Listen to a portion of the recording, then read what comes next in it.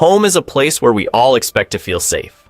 After a long and exhausting day, coming home should mark the end of everything we've been through, not the beginning of a tragedy. But for Botham Jean, that night didn't end like any night before. In just a matter of seconds, the place where he had always felt the safest became the place where his life came to an end. He wasn't walking down a dangerous street. He wasn't the victim of a robbery, nor was he caught in a shootout. Botham Jean lost his life inside his own apartment after being shot by an off-duty police officer who later claimed she had mistakenly entered the wrong apartment.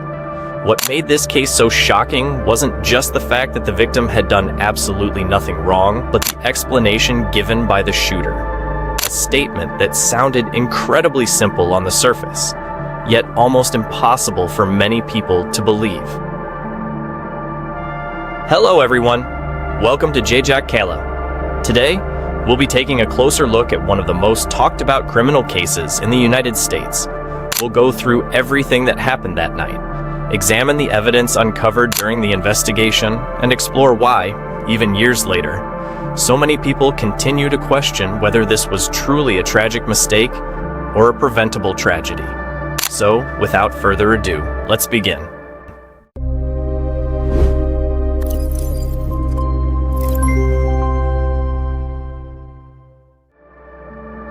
That night, September 6th, 2018, was supposed to be just like any other. Botham Jean, a 26-year-old accountant at PricewaterhouseCoopers, had just finished another day at work.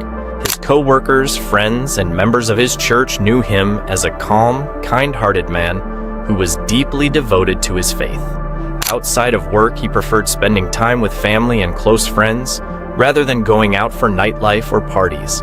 No one could have imagined that this ordinary evening would become the last night of his life. At around 10 p.m., Botham arrived at his apartment at Southside Flats in Dallas, Texas. After a long and exhausting day at work, he returned to his apartment as he normally would. According to several reports, he was sitting in his living room, eating a bowl of ice cream while watching television. There was nothing to suggest that anything terrible was about to happen. Around the same time, Dallas police officer Amber Geiger had also just finished a shift that had lasted more than 13 hours. Still wearing her police uniform, Amber drove back to the apartment complex where she lived, which happened to be the very same building as Botham Jean's. Instead of parking on the floor where her apartment was located, Amber parked one level above it. It may have seemed like a minor mistake at the time, but over the next few minutes, it would set off a chain of events that ended in tragedy. Without realizing she was on the wrong floor, Amber walked toward an apartment door that was positioned almost exactly like her own. She would later tell investigators that she genuinely believed she was standing in front of her own apartment. Amber then attempted to open the door. According to her testimony, the apartment door was not fully latched and opened when she pushed against it. As the door swung open, she saw a man inside the apartment. That man was Botham Jean. Amber later said she was startled and believed the man inside was an intruder in what she thought was her own apartment. Within seconds, without first confirming whether she was actually in the correct unit, she drew her service weapon. She then shouted several verbal commands, which she later claimed Botham failed to obey. However, exactly what happened during those next few seconds remains one of the most heavily disputed parts of the case and was the subject of intense debate throughout the trial. Moments later, 2 shots were fired.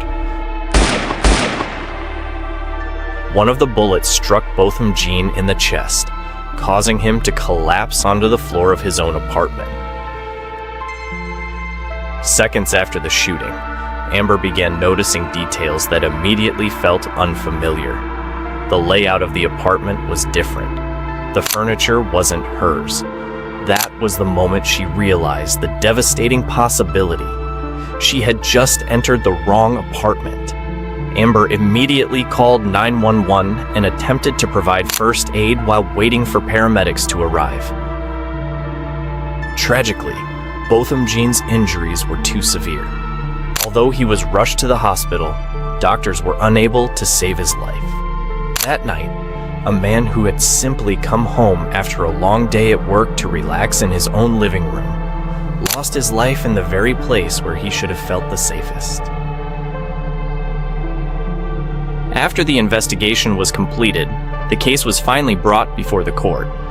Amber Geiger's trial began in September 2019 and quickly drew nationwide attention. Each day of the proceedings was closely followed by the public, while the courtroom was filled with Botham Jean's family, members of the media, and people eager to see how the case would ultimately be decided. Before the jury, prosecutors argued that Amber Geiger had failed in her duty as a police officer. They maintained that before using deadly force, she should have first confirmed where she was and whether there was actually an immediate threat to her life. Prosecutors also argued that the series of mistakes she made that night could not justify taking the life of an innocent person. Meanwhile, the defense presented a very different version of events. They acknowledged that Amber's actions had resulted in Botham Jean's death, but insisted that the shooting was never intentional. According to the defense, Amber genuinely believed she had entered her own apartment and mistakenly thought the man inside was an intruder. They urged the jury to view the incident as a tragic mistake rather than an intentional act of murder. Throughout the trial, jurors were presented with a wide range of evidence: the 911 call, forensic findings, crime scene documentation, and testimony from multiple witnesses all played a crucial role as the jury considered the facts before reaching a verdict. After hearing days of testimony from both the prosecution and the defense, the jury finally began deliberations. The decision they were about to make would not only determine Amber Geiger's future, but also answer the question that had captured the attention of the public since the very beginning. On October 1st, 2019, the jury found Amber Geiger guilty of murder. The following day, the court sentenced her to 10 years in prison. For many people, the verdict represented a measure of accountability for the death of Botham Jean. For others, however, the sentence continued to spark debate over whether 10 years in prison was truly proportionate to the consequences of her actions. When you think about it, perhaps the most disturbing part of this case isn't just the shooting itself, it's the fact that it all happened in the one place where the victim should have felt the safest. Botham Jean wasn't walking down a deserted street. He wasn't involved in a fight, committing a crime, or threatening anyone. That night, he was simply inside his own apartment after returning home from work, following the same routine as millions of people do every day. Yet somehow, that ordinary evening ended with him losing his life. What continues to keep this case in the public spotlight is how a series of decisions made in less than a minute changed so many lives forever. Parking on the wrong floor, failing to recognize the surroundings, and ultimately choosing to use deadly force without first confirming the situation. Taken together, those decisions resulted in the loss of an innocent life. This case also serves as a reminder of the enormous responsibility that comes with the authority to carry and use a firearm. In high-pressure situations, decisions often have to be made in seconds, but acting quickly without being absolutely certain can lead to consequences that can never be undone. To this day, Botham Jean is remembered not only because of the way he died, but because his case sparked a nationwide conversation about police accountability, officer training, and the limits of the use of deadly force.